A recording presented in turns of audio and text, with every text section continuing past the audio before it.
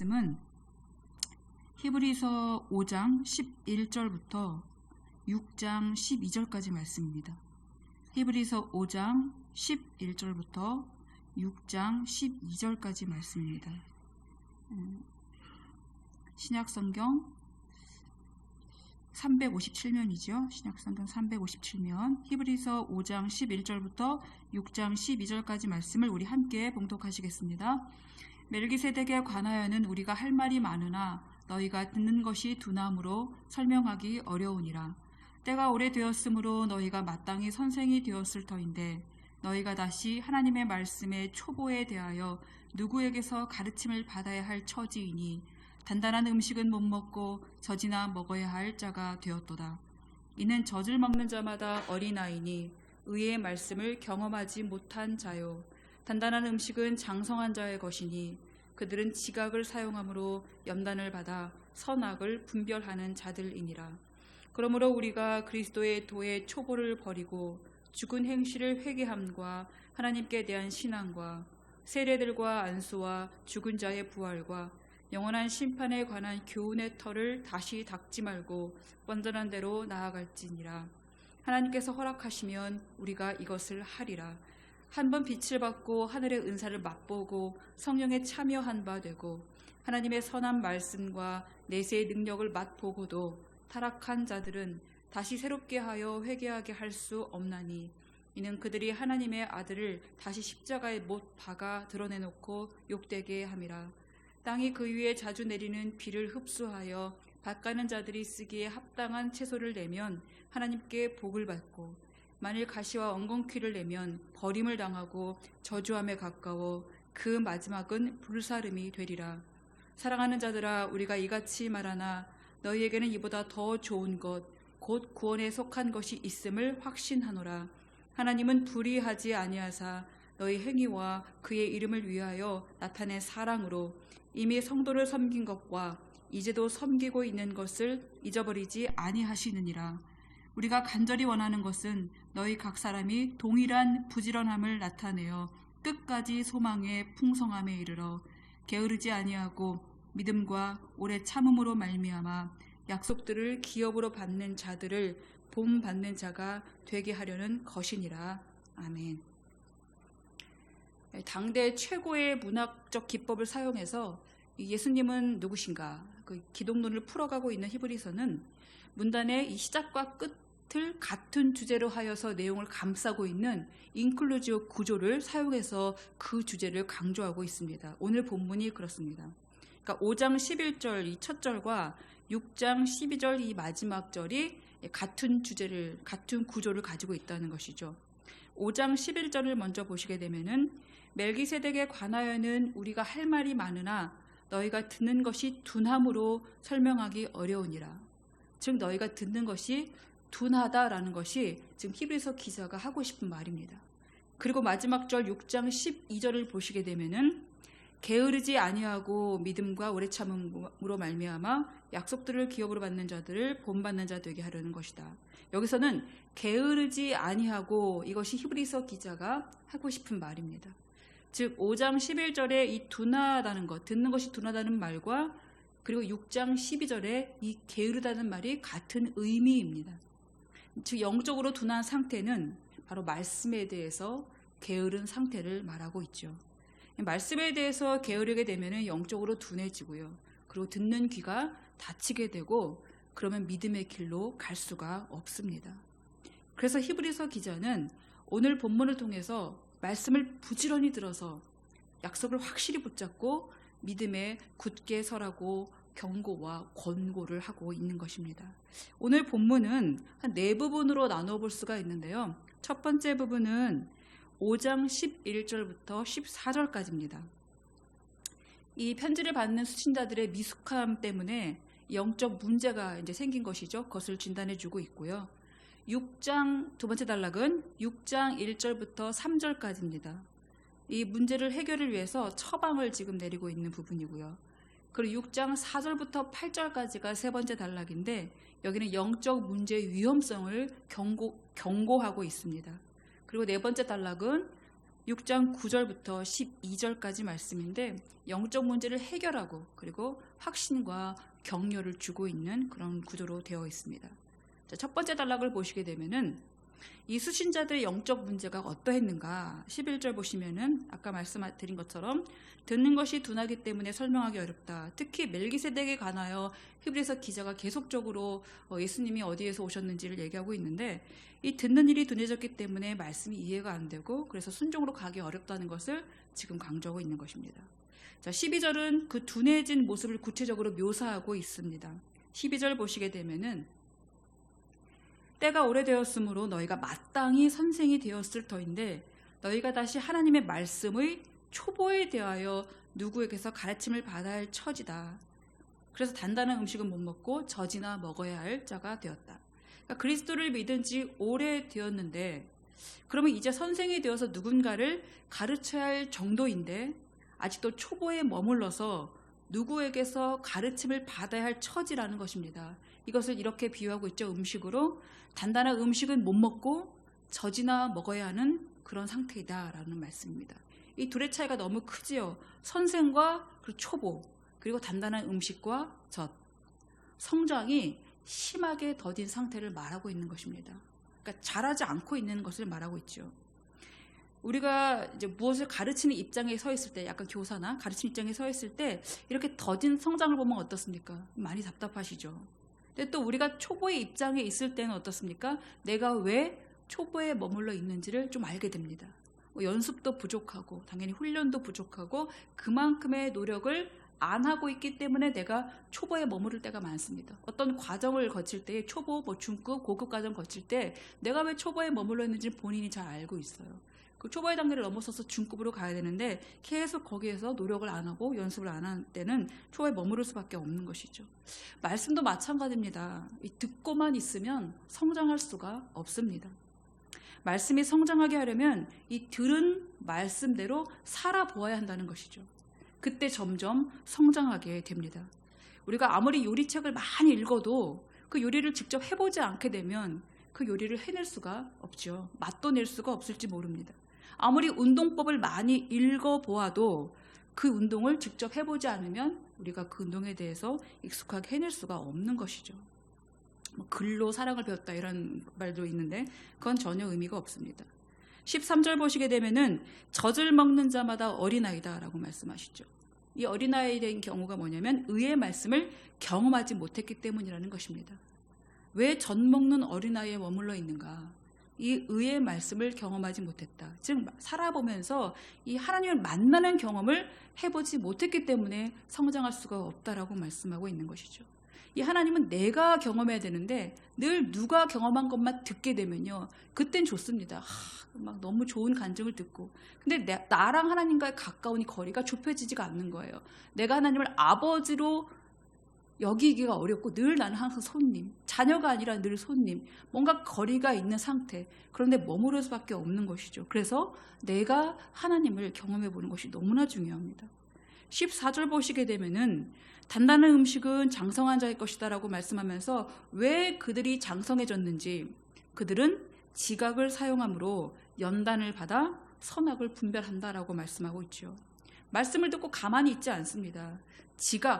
지각이라는 것은 우리 사람에게 너무나 주어진 귀한 하나의 특징인데 다른 동물들이라든가 다른 생물들에게는 없는 아주 뛰어난 지각이 우리 사람에게 있지 않습니까? 그 지각을 사용해서 하나님께서 어떻게 우리에게 살려고 하는지 막 계속 상고해 보는 것이죠. 그리고 그 말씀 따라 살아가고자 애쓰는 것입니다. 그러다 보면은 사실 연단도 받게 됩니다. 여러분도 그렇게 살아보면 연단 받는 적 많으시죠? 이것이 사실 우리에게 가장 어려운 일이죠. 좀 피하고 싶고 연단이 얼마나 힘든지 아시죠? 견디기 어려운 일도 많습니다. 말씀대로 살았는데도 불구하고 힘든 난관에 부딪힐 때 그때 우리가 그들 어려움 속에서 있을 때마다 빨리 이 어려움을 벗어나고 싶고 해결하고 싶고 뭔가 탈피하고 싶은 그런 마음이 간절하게 들죠. 그러나 그 일을 통해서 분명히 하나님께서 나를 어떻게 도우시는지 그리고 이 일로 인해서 내가 얼마나 성장하기를 바라시는지 그것을 깨닫게 된다는 것입니다. 그러면 하나님께서 또 무엇을 기뻐하시는지에 대한 선이 무엇인지를 알게 되고요. 하나님께 범죄하는 것이 어떤 것인지 악에 대해서 알게 되기 때문에 당연히 선악을 분별할 수 있게 된다는 것입니다. 자, 이제 두 번째 단락은 문제 해결을 위한 처방을 말하고 있는데 6장 1절부터 3절까지입니다. 1절을 보시게 되면은 그러므로 우리가 그리스도의 도의 초보를 버리고 죽은 행실을 회개함과 하나님께 대한 신앙과 2절 세례들과 안수와 죽은 자의 부활과 영원한 심판에 관한 교훈의 털을 다시 닦지 말고 완전한 대로 나아갈지니라. 여기서 지금 두 가지를 하라고 말하고 있지요. 1절에 초보를 버리라. 그리고 2절에 완전한 대로 나아가라. 이렇게 말씀하고 있습니다. 여기서 완전하다는 말은 5장 14절에서 보았던 이 장성함과 같은 의미입니다. 즉 초보를 버리고 성장의 길로 나아가라. 둔함을 버리고 지각을 사용하고 연단을 받아서 선악을 분별하는 길로 나아가라고 말씀하고 있는 것입니다. 3절 하나님께서 허락하시면 이거는 조건절인데요. 우리가 이것을 하리라. 그러니까 이 히브리서 기자가 지금 이 서신을 쓰고 있는 한 명이 아닌 것 같아요. 이제 이 사람들이 결과적으로는 하나님의 주권에 의해서 말씀하고 있는 것인데 우리가 누구를 가르치는 일도 섣불리 해서는 안 됩니다. 잘못하다가는 정죄로 가기가 쉽기 때문이죠. 이것도 하나님께서 허락하셔야 가능하다. 즉 하나님이 주권을 말하고 있는 것입니다. 하나님께서 또 주권적으로 우리를 장성의 길로 인도해 가시기 때문에 우리는 어떻게 하면 되겠습니까? 우리 모두는 그냥 그 말씀에 순종할 자세를 가지고 말씀 따라 살려고 부단히 훈련받고 연단 받으며 살아가면 된다라는 것입니다. 세 번째 단락은 이제 이렇게 계속적으로 영적 둔함의 상태에 머물게 되면은 위험하다라는 것을 경고하고 있는데요.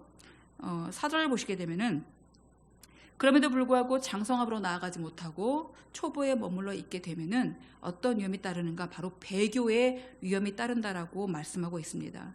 4절 5절을 보시게 되면은 그 문제의 사람들에 대해서 지금 4개의 분사로 이 타락한 자들을 수식하고 있는데요. 보실까요? 한 번 빛을 받고 하늘의 은사를 맛보고 성령에 참여한 바가 되고 하나님의 선한 말씀과 내세의 능력을 맛보고도 타락한 자들, 이렇게 해볼 수가 있죠. 자, 한 번 빛을 받았다는 것은 무엇입니까? 이것은 한 번 단회적 경험을 말하기 때문에 예수를 믿게 된 사건, 즉 그리스도로 개종하게 된, 그리스도교로 개종하게 된 사건을 말하고 있는 것이죠. 또 하늘의 은사를 맛봤다라는 것은 아까 말씀드린 것처럼 맛보다, 즉 실제적인 경험을 말하고 있는 것입니다. 말씀을 통해서 내가 하나님을 만나는 경험, 이런 것들을 말하고 있는 것이죠.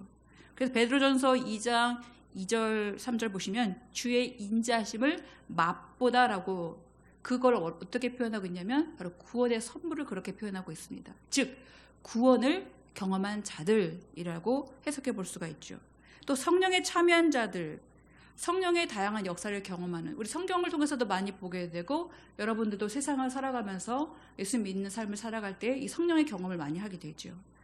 또 하나님 말씀의 선함과 내세의 능력을 맛본 것, 즉 말씀에 따른 기적들이 성경에도 정말로 많이 나오죠. 병자가 낫고 때론 죽은 자가 사는, 이런 대단한 말씀의 능력을 경험하고도 타락한 자들은, 즉 우리들입니다. 이렇게 믿는 자들이 타락하게 되면, 여기서 타락이라는 말은 무엇인가 하면 예수를 믿는 믿음을 저버리는 행동, 즉 아까 말씀드린 대로 배교를 말하고 있는 것이죠. 6절입니다. 타락한 자들은 다시 새롭게 하여 회개하게 할 수 없나니 이는 그들이 하나님의 아들을 다시 십자가에 못 박아 드러내놓고 욕되게 합니다. 이건 이제 직설법의 문장인데 실제로 일어날 수 있는 일을 말하고 있는 것입니다. 가정된 상황이 아닙니다. 실제로 그리스도를 믿는 믿음을 저버리고 하나님을 떠날 수 있다는 것을 말하고 있는 것이죠. 실제로 이런 사람들이 있다는 것입니다. 회개는 무엇입니까? 우리가 그리스도를 믿는 믿음의 그 시작점에 회개가 있는 것이죠. 회개하여 예수 그리스도를 믿게 되는 것이잖아요. 근데 그것을 저버리는 자들, 예수님을 십자가에 못 박은 자들은 어떤 자들이었습니까? 예수님께 등을 돌린 자들이었죠. 예수님께 등을 돌려버리면 어떤 일이 일어납니까? 구원을 받지 못하게 된다는 것입니다. 지금 이 부분을 말씀하고 있는 것이죠. 그렇게 예수님을 믿고도 다시 예수님께 등을 돌려버리고 그 구원을 상실하는 경우를 지금 말하고 있는 것이죠. 7절, 8절을 이어서 보시게 되면은 그 씨 뿌리는 비유에서 나오는 그 땅의 상태를 우리가 생각나게 하는데요. 7절 보시면 땅은 말씀을 받는 마음밭을 말하고 있죠.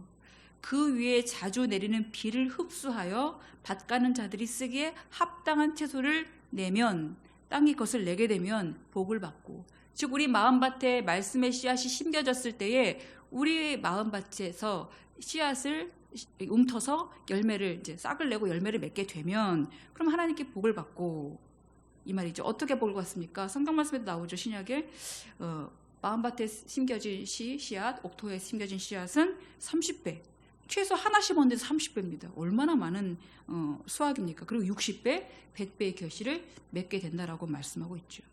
그러나 8절 보십시오. 만일 가시와 엉겅퀴를 내게 되면 버림을 당하고 저주함에 가까워 그 마지막은 불사름이 되리라.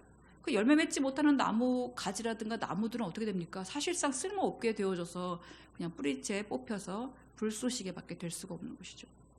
저도 해마다 이렇게 화분을 많이 이렇게 좀 보고 있는데 올해 딱 봄 되니까 벌써 죽은 나무가 한 2개 정도 있더라고요. 그런 나무들은 계속 둘 필요가 없는 것이죠. 그런 것입니다. 즉 말씀이 자라지 못하는 마음밭은 결국 결실을 맺지 못하게 되어 그 말씀을 순종하는 길로 가지 못한다는 것을 지금 말하고 있죠. 즉 배교가 얼마나 위험한 일인지 지금 히브리서 기자가 경고해주고 있습니다. 그래서 여러분 그리스도의 말씀에서, 그리스도를 믿는 믿음에서 떠나지 마십시오라고 이것을 강조하고 싶은 것입니다. 자, 마지막 단락은 9절부터 12절 말씀인데요.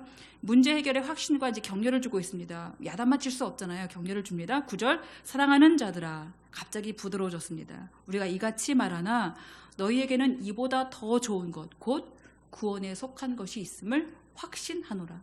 분명히 예수 그리스도를 믿는 자들의 그 마음 안에는 무엇이 있습니까? 말씀의 씨가 있습니다. 더디 자라는 것뿐이죠. 그래서 그것을 자랄 수 있도록 마음밭을 갈고 닦는 일에 힘을 써야겠죠. 그래서 게으르지 말고 이걸 강조하고 있는 것입니다. 게으르지 말고 장성한 대로 나아가기 힘쓰면 이런 배교의 위험에 빠지지 않게 된다라는 것이죠. 10절, 하나님은 불의하지 아니하사 너희 행위와 그의 이름을 위하여 나타낸 사랑으로 이미 성도를 섬긴 것과 이제도 섬기고 있는 것을 잊어버리지 아니하시니라. 하나님은 불의하지 않으십니다. 공의로우신 분이시죠. 나만 몰라준다 이러지 않으세요. 우리가 행한 모든 섬김과 사랑의 수고를 잊지 않고 기억하신 분이다라는 것이죠. 그러면 그렇지 않은 것도 기억하시겠죠. 그래서 우리가 그런 경각심을 가지고 우리는 믿음의 경주를 더욱 하는 자리에 가면 좋겠습니다. 11절입니다. 우리가 간절히 원하는 것은 너희 각 사람이 동일한 부지런함을 나타내요.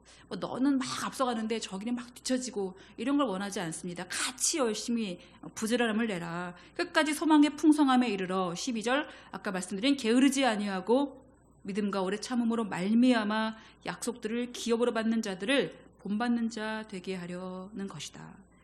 히브리서 기자가 6절처럼 이 타락한 자들에 대해서 무섭게 경고하고 있는 이유는 바로 그만큼 간절함이 있기 때문이라는 것입니다. 부디 모두가 게으름을 버리고 부지런하게 말씀을 경험함으로써 그리스도를 믿는 믿음을 굳건하게 세우고, 그리고 어떤 환란이 오더라도 그 믿음에 흔들리지 말고 약속된 구원을 향해서 나아가라 라고 지금 말씀하고 있는 것이죠.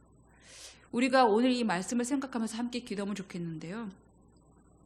믿은 지 오래되었으나 이 현재에 안주하면서 믿음의 초보에 머물러 있는 나는 아닌가. 말씀을 듣고 경험하지 않아서 둔하고 게으른 상태에 머물러 있지는 않은가. 오늘 돌아보는 시간을 가지면 좋겠습니다. 우리 이런 어떤 뭔가 깨달아야 되는 말씀을 들을 때 너무 이렇게 가라앉기보다는 이제 앞으로 이런 말씀을 통해서 내가 어떻게 좋은 길로 나아가야 될지 그런 부분을 우리가 오늘 깨닫는 그런 은혜가 있으시길 바랍니다. 그래서 이것을 같이 기도하면 좋겠습니다. 그리고 하나님은 불의하지 않으셔서 우리가 말씀에 힘쓰고 또 성도들을 섬기고 한 그런 귀한 일들 다 잊지 않고 기억해 주시기 때문에 여러분 우리가 지금 어디에 머물러 있든지 그대로 행하라 라고 하신 말씀처럼 우리 믿음이 지금 연약해도 괜찮습니다. 그러나 뒤로 물러서지만 마십시오.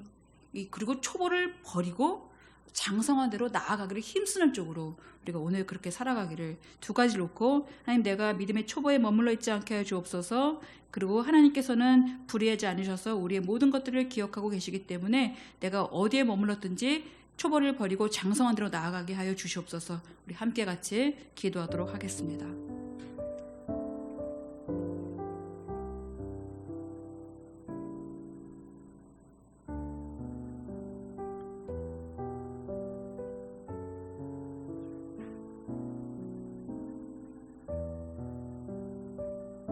하나님, 우리는 자녀들이 왜 이렇게 성장을 빨리 하지 못하는가? 이제 갓난아이고 어린아이고 이제 뭔가 막 자라고 있는 아이들에게도 뭔가 빨리 일어서길 바라고, 뭔가 빨리 말을 트길 바라고, 뭔가 빨리 성장하길 바라면서 우리는 이미 어른이 되었는데 우리가 혹시라도 말씀의 초보에 머물러 있지는 않은지 돌아보는 하루가 되게 도와주시옵소서.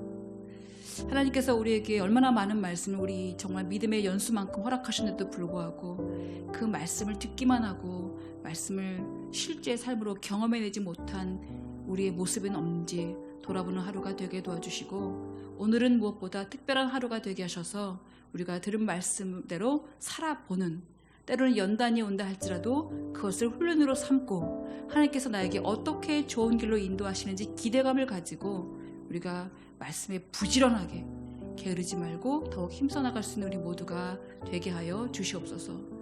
오늘도 우리를 기꺼이 만나주시는 하나님께 감사드리며 예수 그리스도의 이름으로 기도드립니다. 아멘. 주기도문 하시겠습니다. 하늘에 계신 우리 아버지, 아버지의 이름을 거룩하게 하시며 아버지의 나라가 오게 하시며 아버지의 뜻이 하늘에서와 같이 땅에서도 이루어지게 하소서.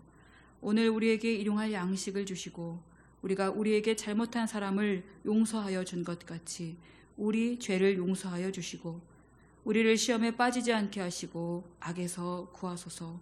나라와 권능과 영광이 영원히 아버지의 것입니다. 아멘.